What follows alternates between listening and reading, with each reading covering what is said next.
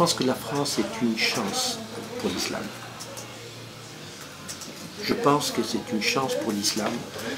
Et je pense que l'islam, ou la tradition arabo-islamique, ou la tradition afro-islamique, ou peut-être un jour asiato-islamique, je ne sais pas si, puisqu'ils sont en train d'avancer énormément en Asie, cette tradition est une chance pour la France. L'islam est une chance pour la France, l'islam culturel, l'islam économique, l'islam même cultuel, parce que l'islam c'est abrahamique, Abraham c'est le judaïsme, c'est le christianisme, les christianismes, c'est le protestantisme, le catholicisme, c'est l'islam, ou les islams, que ce soit chiites, sunnites, hanbalites, etc. Or, autour d'Abraham, on se retrouve tous. Et je pense qu'il y a une contribution qui ne devrait pas dire son nom. Comme nos ancêtres ont inventé le zéro, le sifr,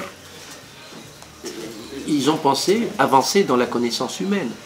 Or, quand l'Occident a adopté le sifr, d'où le mot chiffre d'ailleurs, ou en anglais tout dit cipher, c'est le sifr qui a donné le chiffre, ils n'ont pas dit « Ah là là, c'est islamique, ça on ne va pas le prendre ». Comme certains disent « Ah, c'est islamique, c'est les socialistes au Conseil d'État ». Ah non, non, il ne faut pas le prendre parce qu'il y a un relent islamique.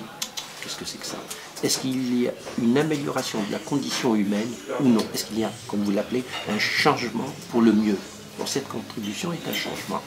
La notion travail arabe, le terme travail arabe, vous l'avez entendu comme une insulte, comme moi. Eh bien, ce n'était pas une insulte.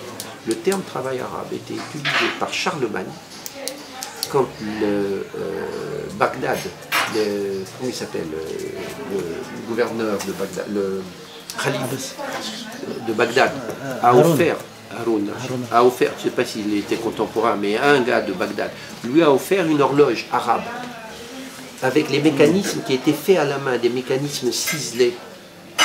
Charlemagne et ces gens ont regardé la précision de ces mécanismes. Ils ont dit, ça c'est du travail arabe. C'était un point d'admiration. Donc c'était cette idée qu'on peut être tunisien, arabe, indigène, et être fier de ce qu'on est. J'ai appris à lever la tête, et mes parents m'ont dit que si on devait vraiment lever la tête, il fallait s'éduquer, il fallait essayer d'avoir des diplômes, une formation.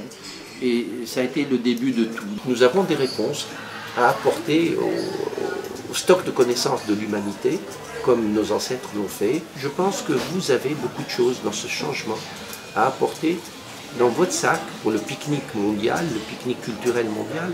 Vous n'avez pas les mains vides, vous n'êtes pas dépourvus.